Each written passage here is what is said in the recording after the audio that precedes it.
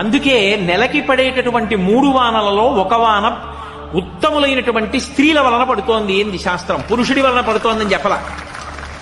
కాబట్టి ఆ ఔదార్యము కలిగినది. కానీ అటువంటి ఆడపిల్లకి తండ్రి పరిమితంగా ఇస్తాడు.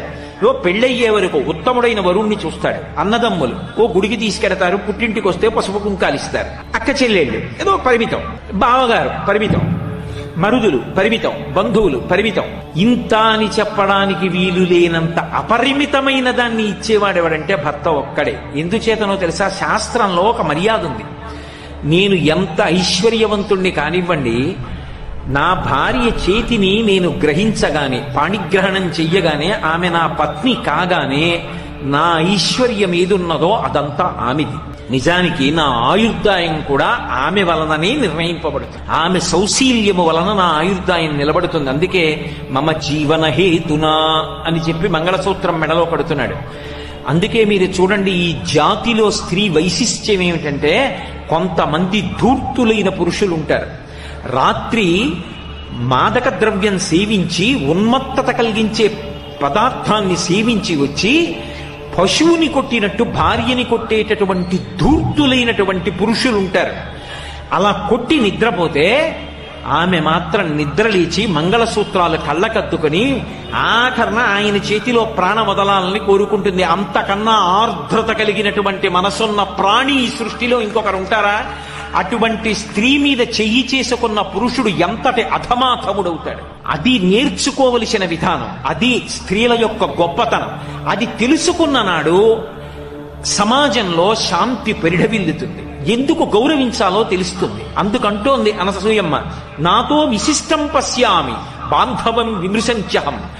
అమ్మ, భర్త తాను చేసిన పుణ్యంలో సగం భార్యకి ఇస్తున్నాడు. ఆయన ఐశ్వర్యమంతా ఆమెదే. ఆయన ఆయుర్దాయమునకు నేను కర్త. విశేషించి నేను లేని నాడు ఆయనకి ధర్మం లేదు. నేను తల్లినై అమ్మాని పిలిపించుకొని అపారమైన ఆనందాన్ని పొందానంటే ధార్మికమైన సంతానాన్ని ఆయన వలన పొందాను. కాబట్టి పసుపు కుంకాలు ఉన్నదాన్ని అని 30 రూపాయల చీర కట్టుకున్నా ఎదురొచ్చేటప్పటికి సువాసిని అని గౌరవించి విడుతున్నారంటే ఆయన ఉండబట్టి. లోకంలో ఇంకా ఎవరి వలన ఇన్ని సంభవించమమ్మా, ఒక్క భర్త వలన సంభవిస్తాయి. అందుకే కులకాంతలు ఉత్తములైనటువంటి స్త్రీలు భర్త గౌరవించి ప్రవర్తిస్తారమ్మా, శాస్త్రం ఎరిగిన వారు కనుక అన్నది అనసూయమ్మ. అటువంటి మహాపతివ్రతలైనటువంటి స్త్రీలు అనితర సాధ్యమైనటువంటి విషయములను సాధించడం మీకు ఈ భూమి మీద ఎక్కడా కనపడదు. భారతదేశంలోనే సంభవం. ఒక్కొక్క మహాపతివ్రత సూర్యోదయ సూర్యాస్తమయాల్ని శాసించింది. రేపు తెల్లవారితే నీ భర్త మరణిస్తాడంటే సుమతి సూర్యోదయమగు అవకుండుగాక అంది. ధర్మచక్రం నిలబడిపోయిందని. అది ఎన్ని యజ్ఞయాగాది క్రతువులు చేసినా పురుషులు సాధించగలరో సాధించలేరో, కానీ పతివ్రతా ధర్మం చేత స్త్రీ సాధించింది. అది ఈ జాతి గొప్పతనం. అటువంటి చరిత్ర కలిగినటువంటి స్త్రీలు ఈ ఒక్క దేశంలోనే కనపడతారు. అందుకే ఈ దేశంలో స్త్రీ అనేటప్పటికీ యావత్ ప్రపంచంలో ఉన్నటువంటి జనులు 2 చేతులెత్తి నమస్కరిస్తారు. ఆ జాతి అంత గొప్పది. ఆ దేశంలో ఉన్న స్త్రీల యొక్క వైశిష్ట్యం అంత గొప్పది. కాబట్టి నాతో విశిష్టం పశ్యామి ఒక్క అనసూయమ్మే కాదు, నిజంగా ఈ లోకంలో పురాణాల్ని కావ్యాల్ని పరిశీలిస్తే ఎంత గొప్ప గొప్ప గుణములు కలిగినటువంటి స్త్రీలు కనపడతారో వాళ్లతో పోలిస్తే నిజంగా ఇంత ఔదార్యం, ఇంత గొప్ప స్థితిని పురుషుడు పొందాడా అని అనిపిస్తుంది. మీరు మహాభారతంలో గాంధారినే చూడండి.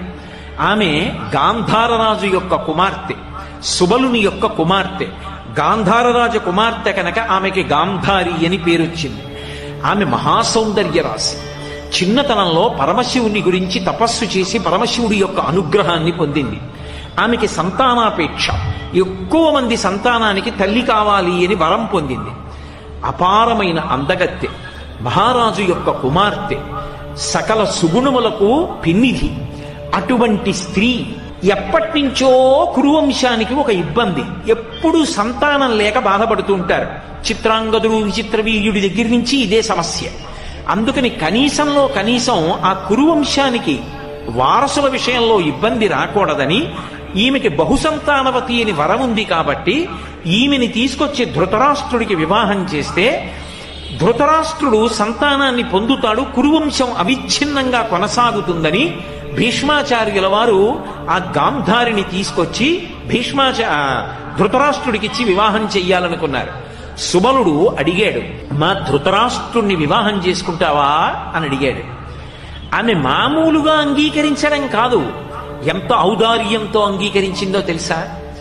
ధృతరాష్ట్రుడు జాత్యంధుడు, పుట్టుకతో కళ్ళు లేనివాడు, ఎంత బలమున్నవాడు కానివ్వండి, పాండురాజు లేక ఎంత రాజ్య పరిపాలన చేస్తున్నవాడు కానివ్వండి, జాత్యంధుడైనటువంటి వ్యక్తిని అంతటి సౌందర్య రాశి ఎందుకు వివాహం చేసుకోవాలి? కానీ తన వలన అవతల వారి వంశం నిలబడితే, జాత్యంధుడైన వాడు బిడ్డల్ని పొందానని సంతోషిస్తే అంతకన్నా తన జన్మకి సుకృతి ఏముంటుందని అంగీకరించింది. అంగీకరించడం కాదు, త్యాగమయి మహాతల్లి గాంధారి, మహాపతివ్రత. నా భర్త ఏవి చూసి సంతోషించట్లేదో అవి చూసి నేను సంతోషించాను అని ఆమె కూడా అంధత్వాన్ని పొందింది. అందుకే కన్నులకు గుడ్డ కట్టేసుకుంది. నేను ఒక గుడి గోపురాన్ని చూస్తే సంతోషిస్తాను, నా భర్త సంతోషించలేడు. నేను ఒక పెద్ద మర్రి చెట్టు చూసి సంతోషిస్తాను, నా భర్త సంతోషించలేడు. నేను ఒక మంచి పక్షిని చూసి సంతోషిస్తాను, నా భర్త సంతోషించలేడు. నా భర్త ఏవి చూసి సంతోషించలేడో అవి చూసిన సంతోషం నాకు అక్కర్లేదని కళ్ళకి గుడ్డ కట్టుకుంది. మీరు ఆలోచించండి, ఆమె పుట్టినది గాంధార రాజ్యం, ఆమె కుమార్తె అయింది సుబలుడికి, ఆమె తోడ పుట్టినటువంటి వాడు దుశ్శాసనుడు, భర్త జాత్యంధుడైనటువంటి ధృతరాష్ట్రుడు, పెనువేప విత్తు, పరమ దుష్టమైన ఆలోచనలున్నవాడు, పెద్ద కొడుకు దుర్యోధనుడు, మిగిలిన వాళ్ళు దుశ్శాసనాదులు, నూర్గురు కొడుకులు, అల్లుడు అంతటి నీచుడు సైంధవుడు. ఇటువంటి వాళ్ళందరూ ఆమెకి బంధువులు. ఆమె ఉన్నది ఇటువంటి దుష్కృత్యాలు జరిగేటటువంటి చోట. ఇంతమంది మధ్యలో ఆమె మాత్రం పుటం పెట్టినటువంటి బంగారం. ఎంతటి విశేషమైనటువంటి ఔదార్యము కనపడుతుందో ఆ తల్లిలో. ఒకప్పుడు ధృతరాష్ట్రుడు భార్యని పిలిచి అడిగాడు, పాండవులకి రాజ్యం ఇవ్వకుండా నా కొడుక్కి రాజ్యం ఇవ్వాలనుకుంటున్నాను, పాండవులు రాజ్యం అడుగుతున్నారు, నువ్వు మహిషివి కదూ, పట్టమహిషివి, నీ అభిప్రాయం ఏమిటని అడిగాడు. ఎంత కుండ బద్దలు కొట్టి చెప్పిందో తెలుసా ఆవిడ ఒక మాట చెప్పింది. ఆవిడంది, నీ తనూజుడవినీతుడకుట ఎరిగి ఎరిగి అతనికి వశపడి ఏలపోయేదీవు, పాండవులకి ఇవు ఏమిచ్చితేని అడ్డు పడగలవారు ఎవరు విభుడ చెప్పుమా అందావిడ. ఆవిడంది, నీ కడుపున పుట్టినటువంటి దుర్యోధనుడు పరమ నీచుడన్న విషయం మహారాజా మీకు తెలుసు. వాడు నీచుడని తెలిసి, వాడికి రాజ్యం రాదని తెలిసి, పాండురాజు కొడుకైన ధర్మరాజుకు వెడుతుందని తెలిసి ఎందుకు కుట్ర చేస్తావు? నీ తమ్ముడి బిడ్డలు నీ బిడ్డలు కారా? ఆ ధర్మరాజుకి రావలసిన రాజ్యం ధర్మరాజుకి ఇవ్వలేవా? నీ పుత్రుడు అవినీతుడగుట ఎరిగి ఎరిగి అతనికి వశపడి నీవు ఎలపోతు. ఎందుకు నీ కొడుకు అన్న పుత్ర మమకారంతో వాడి వెంట పరిగెడుతుంటావు? నువ్వు చక్రవర్తి, నువ్వు ఇవ్వాలనుకుంటే ఇవ్వచ్చు.